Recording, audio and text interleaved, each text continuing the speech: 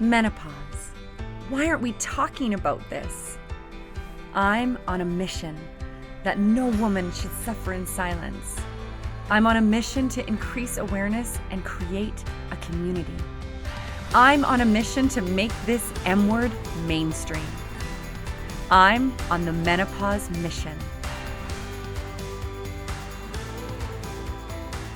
Part of my menopausal lived experience was incredibly spiritual. We go through this spiritual transition. What is happening? Oh my gosh, yeah, we go through a lot during this period, don't we? And first of all, I think it's important that we understand spirituality and what that means, because I really believe that everything is spiritual, and it is our way of connecting with the world, but also recognizing that there is this greater power that exists beyond us. So as it relates to menopause, perimenopause, postmenopause, it brings us into this phase of, okay, we're not able to create life anymore, if you will. And so it moves us into this other piece of like, okay, how do we fit into the world then if we no longer can create that life? So even though someone might be done having children, or someone chose not to have children, it's still a natural evolution that takes place. And so a lot of women go through what I would call maybe a midlife crisis or something like that, because they say, okay, well, what is my purpose now? What am I doing here? The big keyword. So purpose definitely had a lot to do with that. And it's like you said, the finding your place in the world. So where do I fit in now? That's the question. And so, if we look at, purpose and finding our purpose, some might argue that our purpose is to live with joy and have happiness and experience love and all of those things.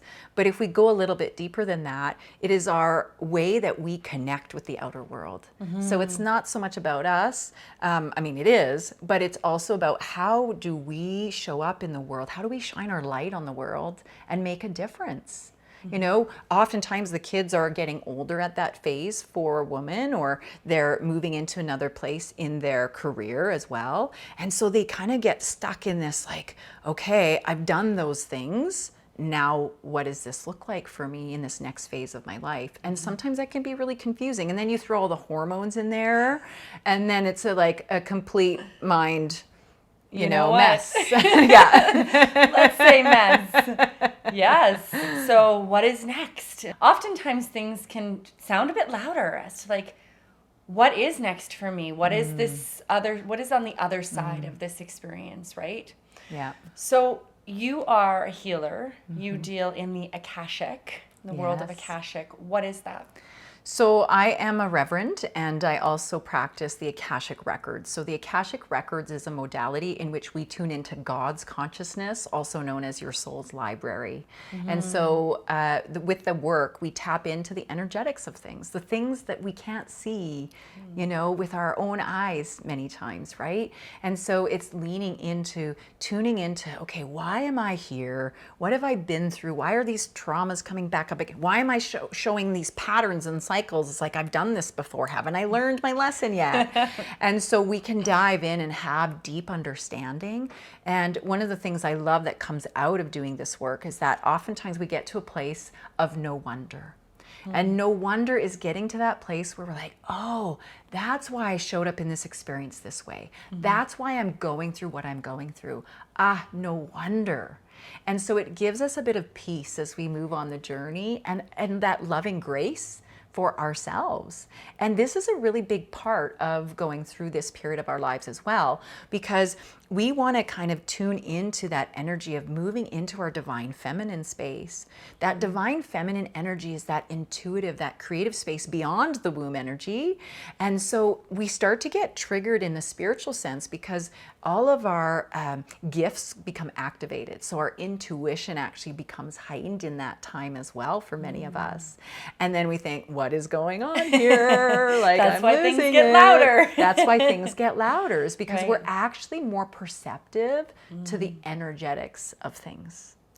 The other piece that happens is that as we are moving into this new phase of our lives, oftentimes we get into that beating ourselves up because we're like, I'm not where I want to be, or I'm not showing up how I want to show up, or I'm not living on purpose, or whatever that is.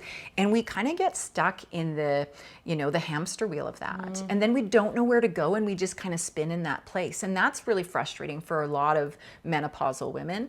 And so I invite people to look at that as this opportunity, as this place where we get a chance to really dig deep, and we get to walk along our soul's journey. We get to go inward in that time, and we get to honor and have deep compassion for ourselves, because most women have been pouring into everybody else. You know that, right? Like that feeling of overpouring. And I had a tendency my whole life to be an overpourer, over deliver. And I was exhausted. I was totally fried. I physically exhausted, mentally exhausted, spiritually, emotionally, I was exhausted. And it was because I had learned from my mother, and she had learned from her mother, of how to show up. And so women, typically, we put ourselves on the back burner, right? We don't allow ourselves to be number one on the love list. And that love list, let me tell you, I ask my clients all the time, I say, if you have a list of things that you love, like, show me the list, give me the list. Everybody forgets themselves. Right?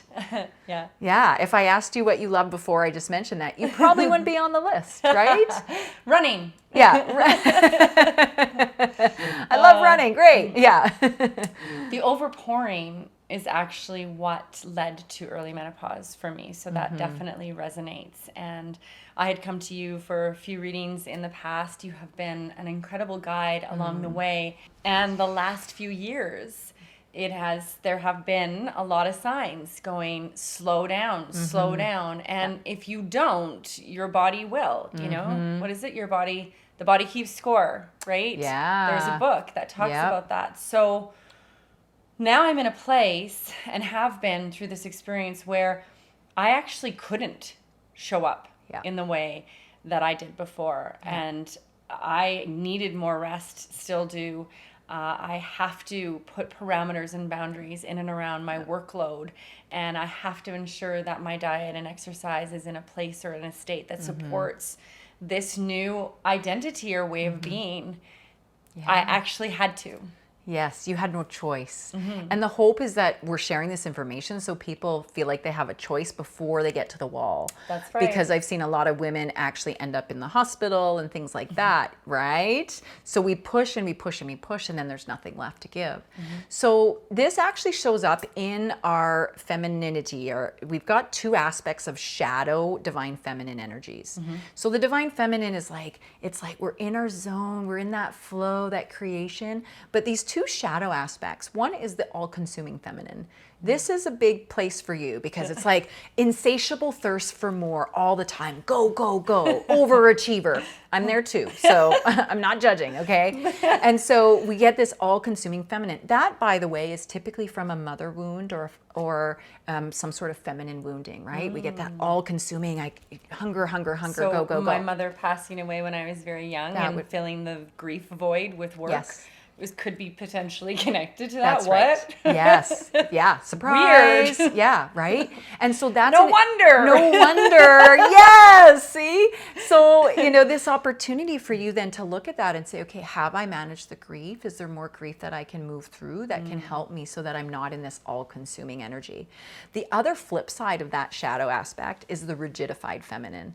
That's the aspect of the feminine that has a hard time receiving. Can't receive compliments, can't receive love, can't receive money, like the list goes on. And some areas we might be better at receiving than others, but for the most part, we have trouble receiving help, right? Or just receiving those compliments or whatever that is. So we actually block ourselves energetically from receiving. And so another thing that happens with menopause is we're moving into this phase of like, oh, do I deserve the receiving? Like, do I deserve to feel good and to love myself and to take care of myself? So we move through that as well. And just so you guys know, that is stemming from a masculine or father wound. Okay, so if you want to have a place to look for that. So quick question on that. How can we address that? What's something that we can do to be open to receiving more? Because I think every woman could probably learn and different capacities how to receive more. More. Yes. What does that look like? Well, I love practicing the art of receiving. Okay. And so with the art of receiving, it means that I get really good at speaking that I receive. And so, I receive your time today. Thank you. I receive that hug that you gave me earlier today. I receive. So when I get paid, from clients, I say, oh yes, I received that.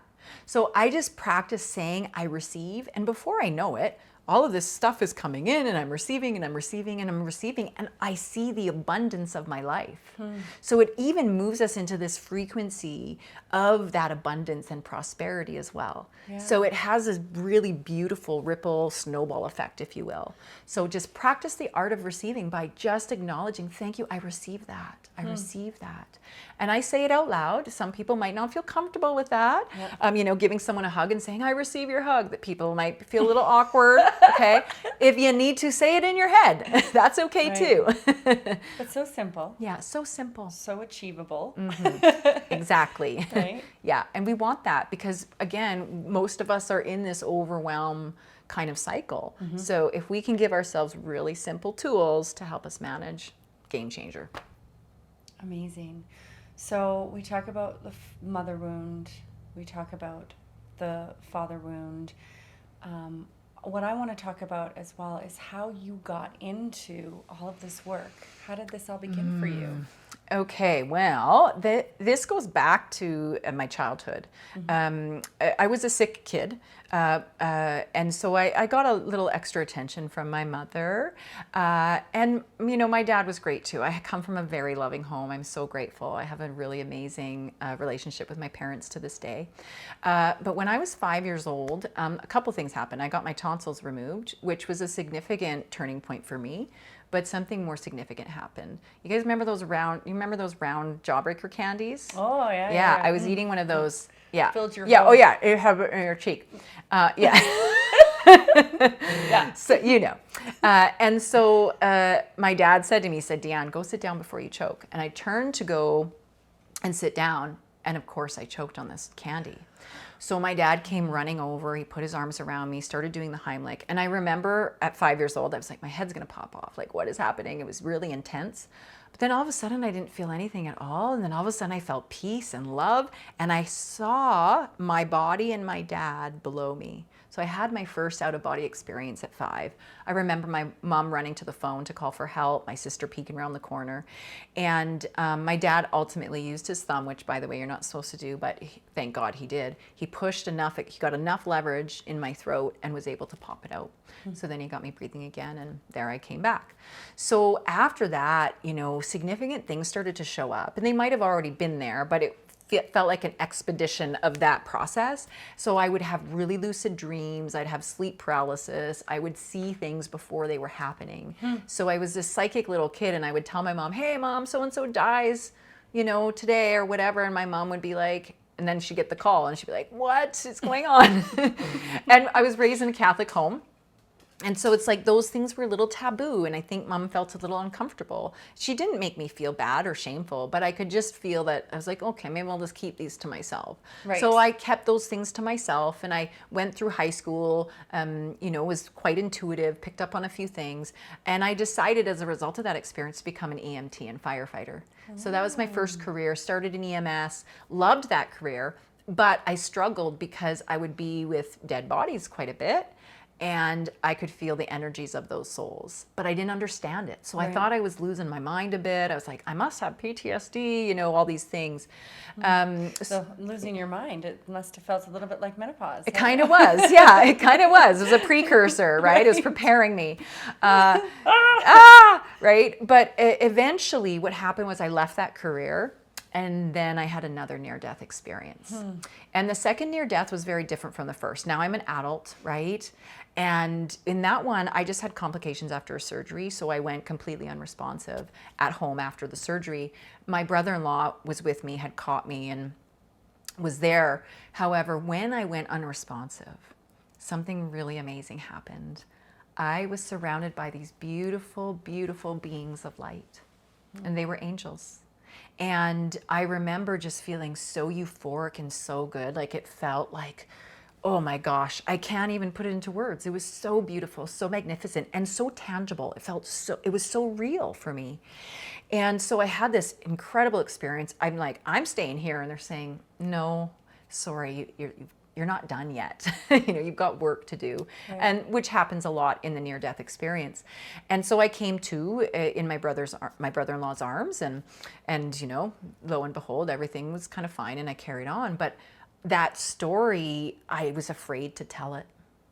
I was afraid that people would judge me and think I'm literally losing my mind. So eventually I had the courage to tell my mom, and then I was telling a girlfriend in my kitchen. I'm telling her about this experience. I'm like, I have to tell people. Like, I just feel compelled. And as I'm telling her the story, my brother-in-law, who had caught me and lived with me at the time, came running into the kitchen, slammed his hand on the counter, and he says, I knew it. I felt them too. Right? Do you feel it? You got the goosebumps? Yeah, I got goosebumps too. So it validated the experience for me. Right. And then I was like, okay, I do need to start talking about this. And how many other people have stories about this that they're holding hostage within themselves, right? When we could be sharing these beautiful messages of this existence that most of us don't get the chance to touch or see. So, that near-death experience really shook me up, and it really created this desire for me to understand more about life and what that was all about. And you would think that, that would be a pretty big catalyst, but I wasn't quite ready. So after that second near-death, I was still really caught up in ego and how I was showing up, like get married, have kids, have the picket fence and the nice house and all the things that came with it. I was still wrapped in that world. And so I found myself having all the things that you would think you would want in life, and I was miserable.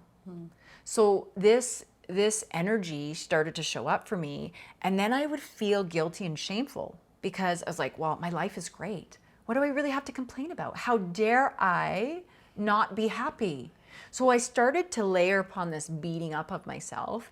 And after my second child, my son, was born, it was about 6 months after. And I didn't know it at the time, but I was experiencing some pretty significant postpartum. And I was feeling this. I was feeling the guilt and the shame for not being happy when I should be happy and all of that. And I was really caught up in that. So I came to a night of deep despair. I became very depressed. And this particular night, I was laying in bed and I prayed because I said, okay, God, I'm going one way or I'm going another way. What is it? And that was the life-changing moment for me. It wasn't the actual near death.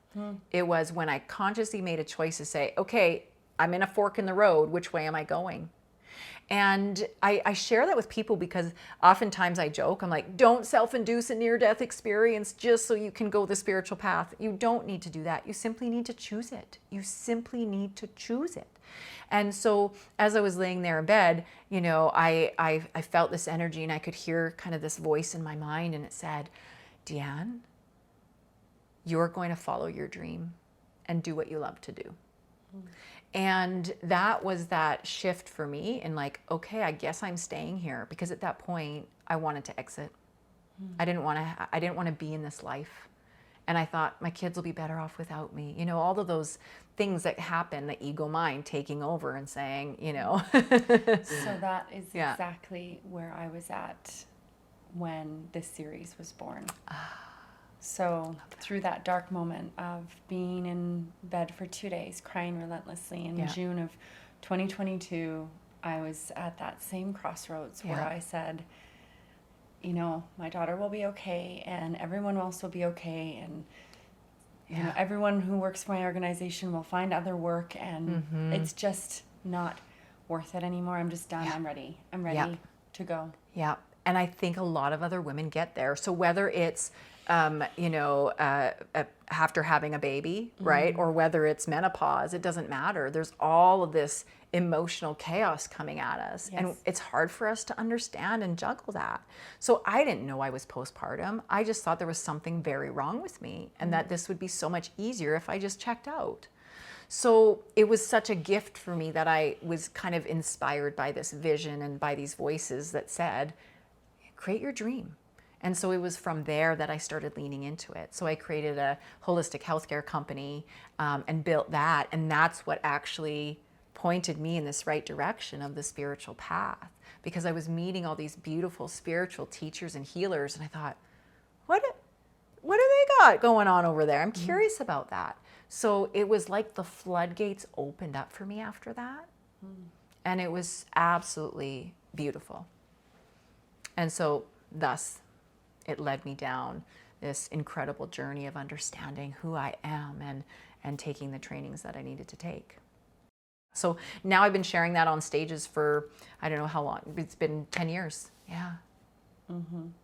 Yeah. And you're such an excellent speaker. I just love to watch you speak, and the messages and how many people you're pouring into and helping. Thank you.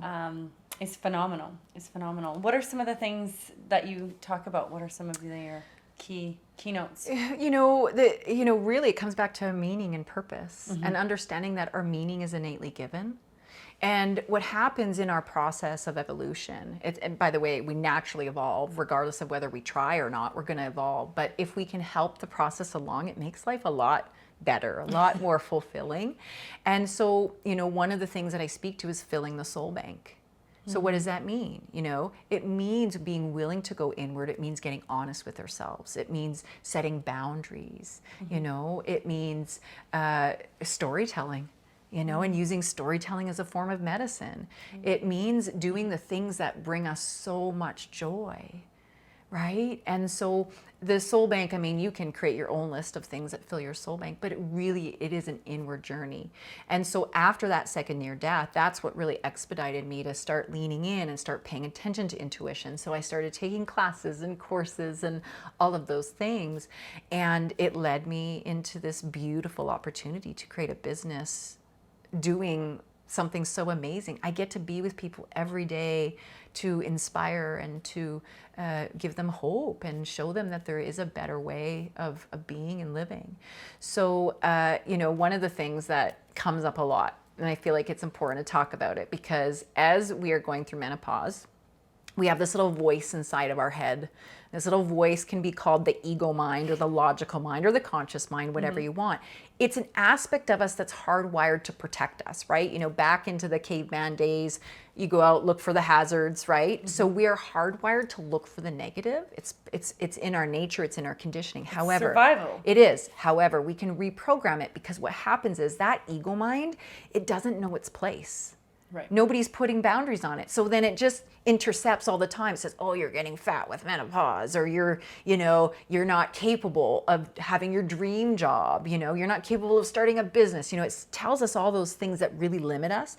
And so one of the things that I think is really helpful, especially as people are moving through this particular period, is to get through that relationship, befriend the ego, create a relationship with that ego and put some boundaries in place so that it's not intercepting all the time. So a couple of simple techniques for that. One, give your ego mind a name. Oh. So my ego, her name is Jane, okay? And I love the name Jane.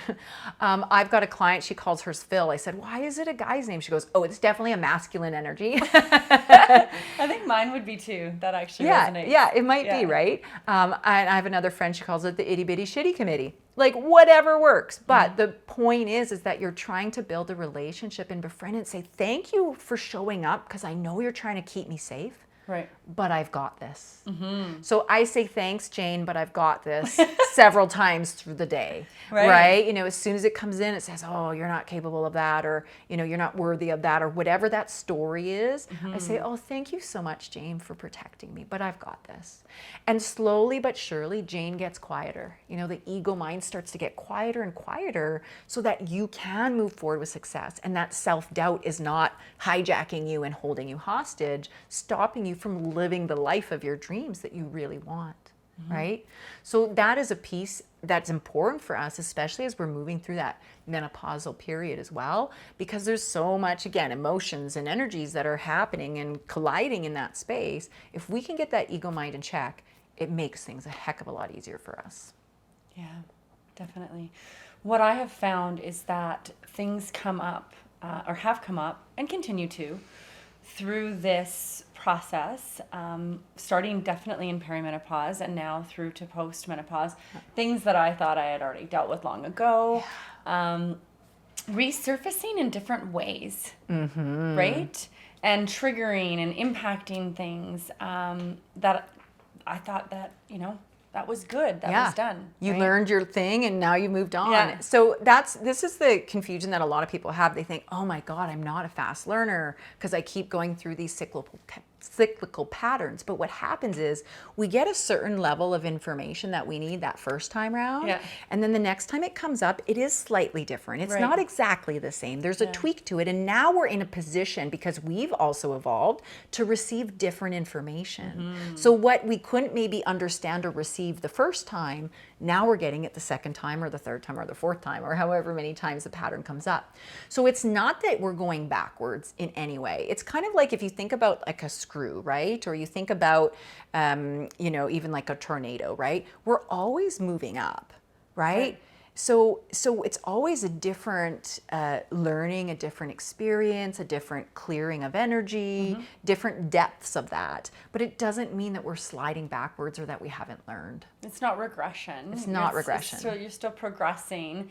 You may be faced with something that is the same situation, but now you're able to look at it through a different lens. Exactly. Right? A lens of much more lived experience. That's right. Yeah, Right? exactly. Or there might have been some tweaking that you couldn't quite grasp the first time, and now you get to grasp it the second time. So rather than getting hard on ourselves and beating ourselves up because like, oh my God, I'm not a very fast learner here, we can again come with that compassion and grace for ourselves and say, okay, what can I get out of this that I didn't get the first time? Right. What am I meant to receive in this that I didn't catch the first time? And just that question alone will just help you to move through it and be like, oh, okay, there was something totally different that I needed to get out of this. Or there was a whole nother layer of emotion or low vibration energy that I was holding on to that now I get to release that I didn't last time. Yeah. I think dealing and processing with some of those extra layers as well really allows for what happens in this transition of the soul, which is the graduation. So when you talk about women after creation years, in villages or back in the day, we were elders. We are the elders moving into that elderdom and that position. So that then becomes our purpose. So let's talk a bit about that. Let's circle round back to purpose. So what is our purpose post-menopause?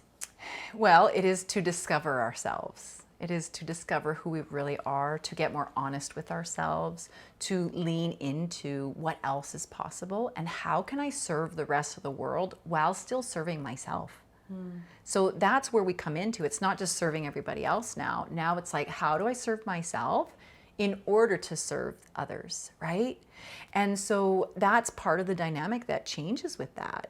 We become the seers, we become the old sages, right? That can bring that wisdom and start sharing that wisdom. And that's why a lot of women feel compelled in those years to start a book, to start speaking, to start a business. All of those things come to the surface because we are being compelled by an energy beyond, right? For us to become those sages, for us to become those ancient wisdom holders, and then to be sharing that with the rest of the world. So that fundamentally, again, our purpose is to experience life and joy and whatever that is. But again, from an extrinsic point of view, is to share that then with other people.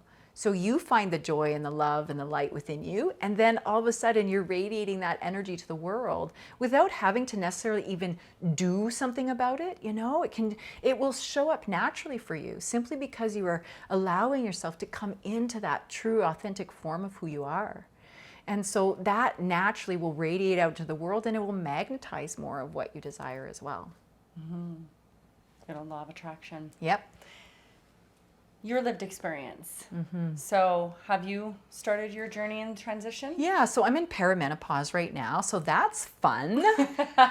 Yeah, good times. Yeah, I can feel my sweat right now. Yeah, I've been experiencing a few changes. Hormones, really have impacted my emotional stability, and so feeling a little bit more emotional than usual. I'm finding that during my cycles too, my symptoms seem a little bit exacerbated as well. The weight gain, fun, real fun, right? I've always been, physical every day with my workouts. And I definitely have cut back on a lot of the eating habits that I used to. And I'm still showing, signs of weight gain. And I'm like, okay, I love you, body. I know that you're doing exactly what you need to do right now and trusting in that process, but it's a little uncomfortable. It is. And so some of the things that I've been doing to help myself through it, one of those, because exhaustion is part of this for me, and I think for many other people, you can relate to that. And I almost would feel like when I wake up in the morning, like the day would feel like a burden to me. Yes. And I didn't love that feeling, I didn't want to not look forward to my day. And so one of the metaphysical practices that I use is to allow my God self, my higher self, my creator self, whatever that is for you, to emerge out of bed instead of me. Because what happens is we take on this false responsibility that we're responsible for all the things and having the capacity to take care of all the things. That's exhausting. Yeah.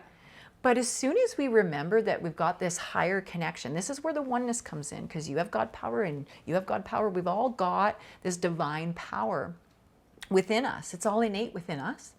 And so it's tuning into that frequency. So in the morning before I open my eyes, I say, okay, higher self, my God power, thank you so much for leading the way for me today. Thank you for giving me everything that I need to get through my day.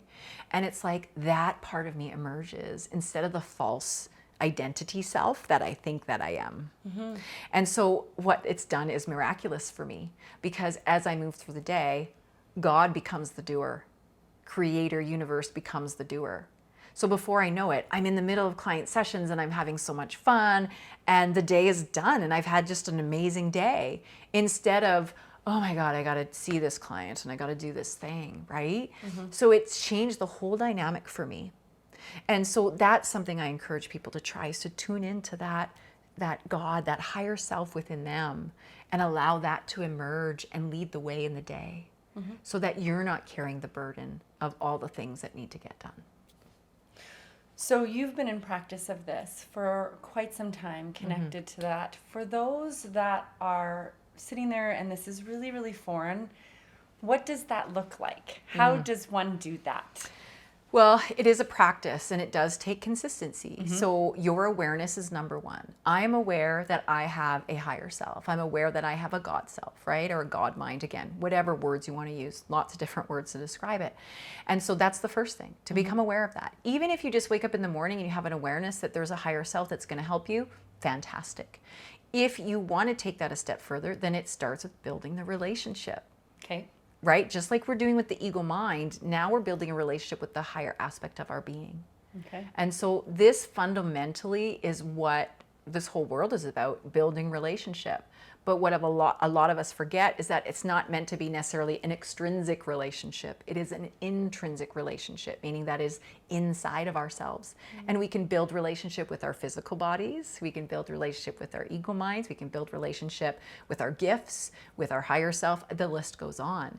And so my practice is building relationship within my container, within my being. And in doing that, that's what has really changed the game for me. And then as a result of that, guess what happens? All of the other extrinsic relationships in my world, my friends, my family, all of that have improved. Okay. So they've all gotten better as a result of that. So really, awareness, build relationship. Yes. Again, trying to make it as simple as possible. It doesn't have to be overcomplicated. It can just be a willingness to lean in and say, okay, I wonder what that would look like.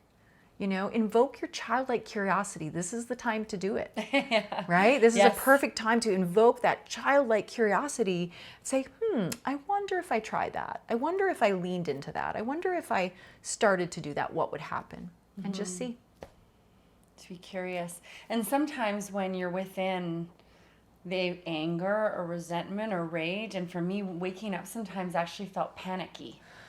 Yeah. Panicky. Like, oh my God, I got to get through the day. I get it. Yeah. Feel the anxiety. Yeah. Yes. And of course that would also be the same thing that would wake me up in the middle of the night and keep me up. And so of course you're tired and it's hard to access these things, right? And so I think that knowing that there's a community and knowing that there are other women going through this as well is something that I found to be able to kind of settle my soul.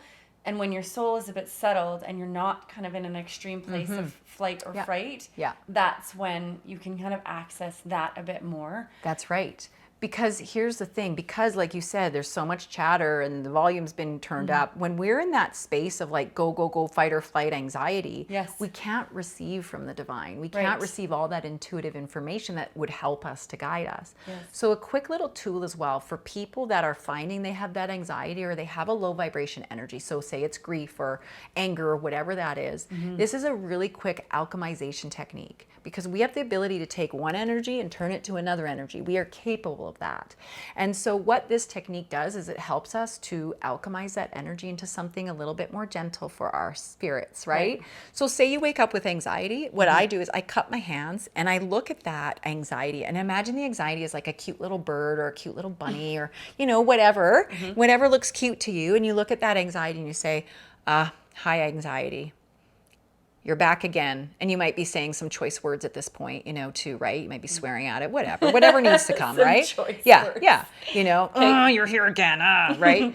But we don't want to do that. No, don't squish the bunny. Okay, sorry. Woo! I don't know what came over me. Instead, you just love it so much. No, it is about looking at that energy and saying, okay, I see you. It's just like a kid who wants our attention, right? They're going to keep tugging at us until they're yelling at us. So anxiety will do the same thing. It wants us to say, I see you, and I know you're here to help me see something that I couldn't see before. I know you're here to recalibrate me. I know you're here for whatever. Or if you're not sure why it's here, you can say, what the hell are you here for? You know? Why are you here? Why are you what here? Is it that I'm supposed to are do? you even mine?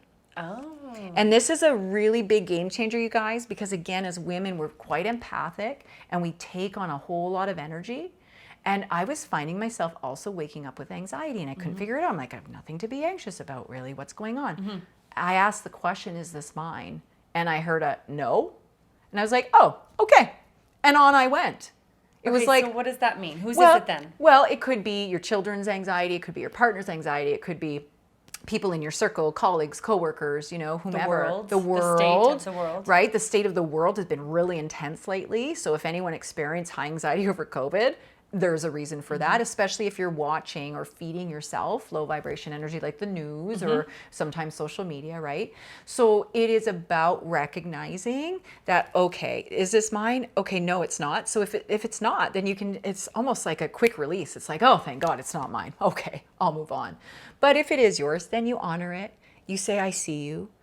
Okay, I see you. And as soon as you say that, as soon as you engage, again, it's building relationship to the low vibration energies that are showing up for us, back to relationship. All of a sudden, as soon as you do that, as soon as you just cup your hands, you don't have to do that, but I find that it's really helpful for me. All of a sudden, it's like, oh, it's not as dense and heavy as I thought it was. Yeah. And so it loses the negative power, if you will. Yeah. So it's a beautiful little trick to kind of move some of that energy as well. Because oftentimes what we do is try and put on the cape and push through. And it says, okay, I'm feeling this way, but I still have to get up. Yeah. Okay, I'm feeling this way, but I still have to drive the kids to school.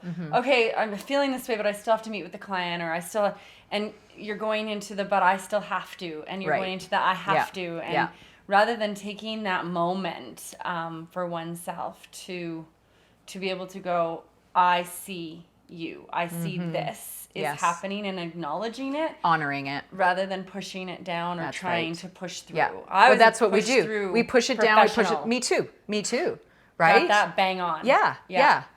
And then how well did that serve us? Right? It shows up in illness, or it shows up in depression, or it shows up in these other ways, anxiety, or what have you. Right?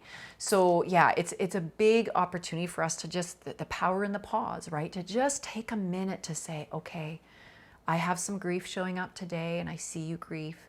I know that you're clearing away energy that has probably been stored for years. Thank you. Right? And then all of a sudden that grief starts to dissipate. It starts to not feel so heavy because we've given it the attention that it needed. Right. So that it is a significant piece for us that really helps us to move forward in this beautiful way. Yeah.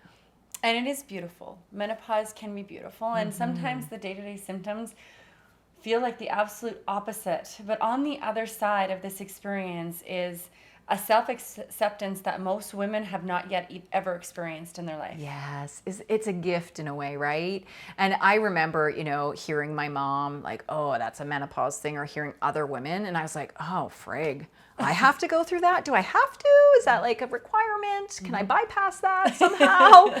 But, the reality is that we get to change how we think about it. Mm-hmm. We get to change how we receive the menopausal process. Mm-hmm. And we can leverage it to help us to grow into more fulfilled beings, into more joy-filled beings, into more meaningful beings than before. And so it's about us starting to shift how we're thinking about that, how we're perceiving that whole experience. Yes, our body goes through changes. Yes, there's hormones. Yes, there's emotions. Yes, all of those things. However, we do have a conscious choice in how we respond to all of it. And so the invitation is for us to choose consciously, how are we responding to those changes that are happening without us, being able to get like caught up in the hamster wheel of it, or into the trauma of it, or into the suffering of it, mm-hmm. right? And I think if we look at it and we say, oh, this is going to be such a suffering journey, well, yeah, it's probably going to be a suffering process. Yeah. But what if we flip that around? What if we can take and leverage that experience and receive so much more because of that? Mm-hmm. Then it becomes a gift. It is a gift, and we're all going to go through it, and we're going to go through it in our own way. And I think women knowing that they're not alone in this, through this, yeah. that this is a part of that movement through that graduation, that master's, mm-hmm. that PhD. And on the other side, there's just even better yet still. Yes. Freedom, joy, all of the things. Yeah, it is this opportunity to upgrade. And so if we can use it as that, then again, it just changes the game for us.